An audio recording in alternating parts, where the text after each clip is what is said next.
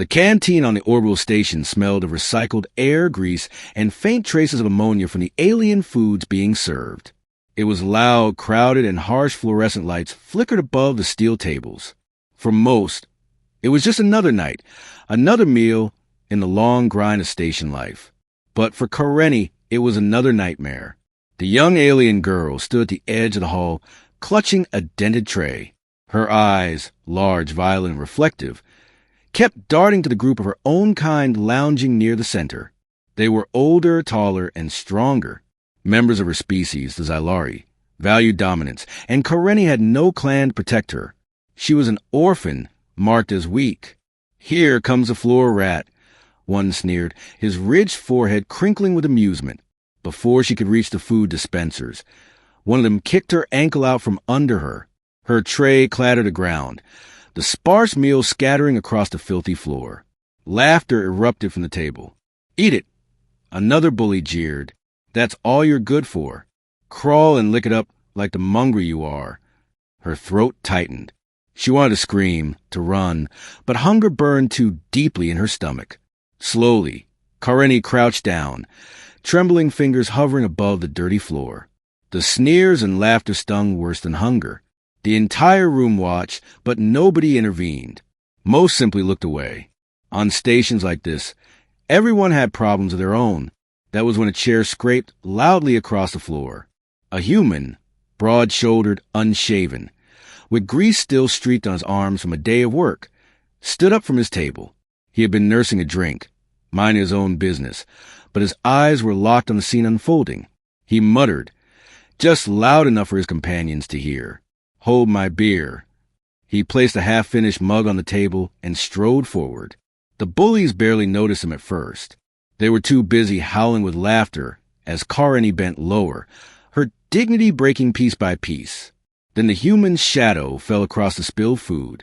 "Pick it up," the lead bully barked at her, "with your tongue."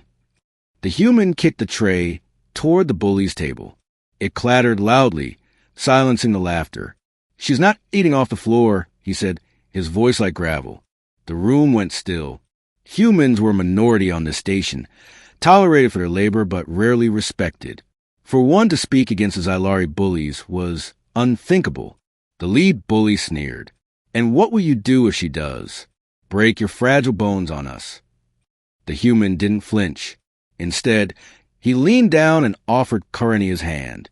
"On your feet," he said gently. She stared wide-eyed, unsure if this was some cruel trick. But his hand was steady.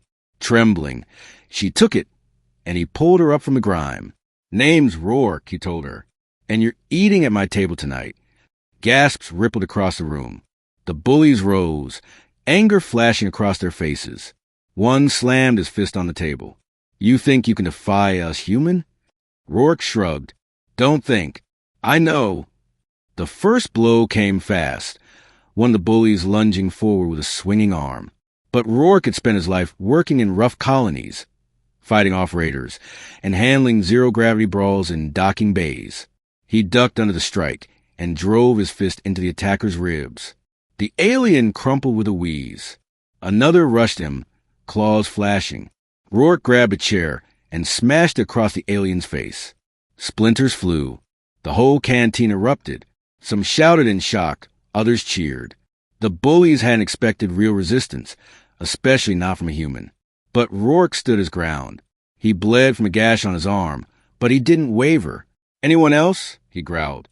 The remaining bullies hesitated. Then, with snarls of humiliation, they grabbed their injured friends and stormed out. The silence that followed was heavier than the fight itself. Dozens of eyes were fixed on Rourke. He turned back to Karenni, brushing dust from her sleeve. "Sit," he said simply. "Eat." And for the first time in years, she sat at a table, not the floor, and ate in peace. That night, word spread like fire. The human who had defied the Xylari bullies. The alien girl who had been defended instead of mocked. Some thought Rourke was foolish. Others whispered he was brave. For Karenni, it was the first time anyone had ever stood for her. Days turned into weeks. She began to follow Rourke around the station, helping him with repairs, carrying tools, even just sitting in silence while he worked. At first, he said little, but gradually, he realized she wasn't just looking for safety.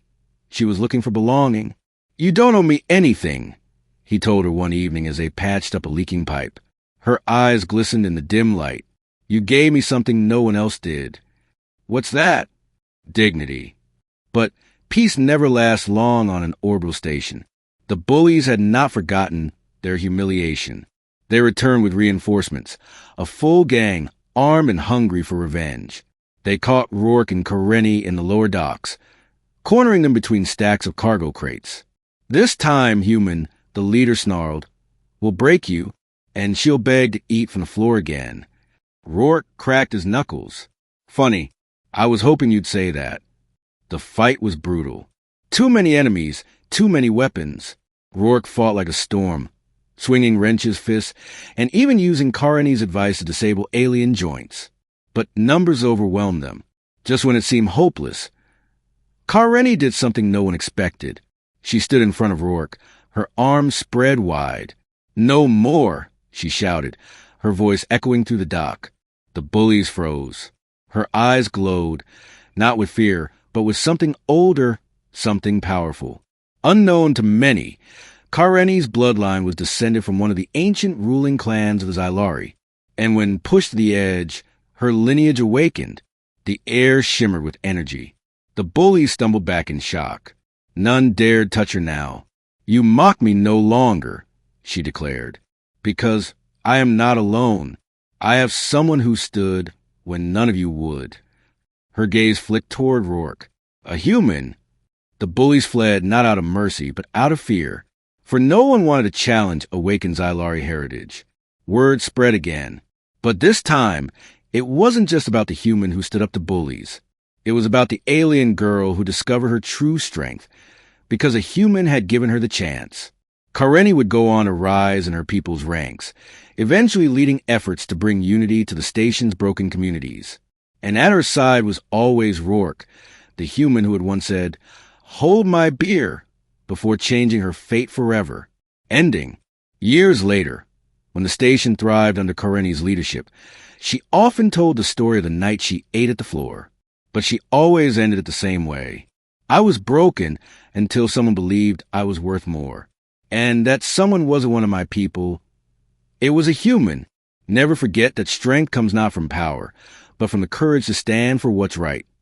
And in the corner, Rourke would raise his mug with a smirk and say, "Told you, best damn beer I ever put down."